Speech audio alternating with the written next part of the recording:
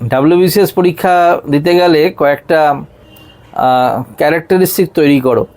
যেমন ডিটারমিন্ড হতে হবে, যেটা ভাববে করবে সেটা করে দেখাতে হবে, নিজের একটা চ্যালেঞ্জ সবসময় রাখতে হবে, একটা দৃঢ় প্রতিজ্ঞ হতে হবে।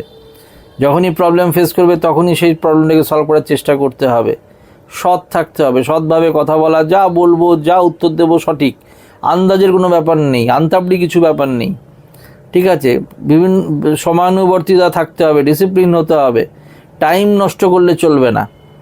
তুমি ইমাজিন করে দেখো না, একজন বিডিওর কী কী গুণ থাকা দরকার, একজন ডিএসপির কী কী গুণ থাকা দরকার চাকরির ক্ষেত্রে, সেই গুণগুলোই আমাদের লাগবে।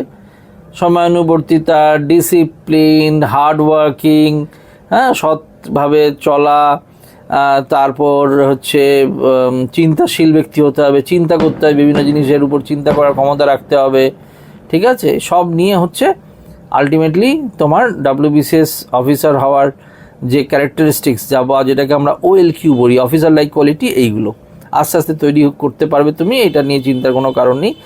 হার্ডওয়ার্কের মধ্যে দিয়েই তোমার এই কোয়ালিটিগুলো ফুটে উঠবে আস্তে আস্তে, ঠিক আছে।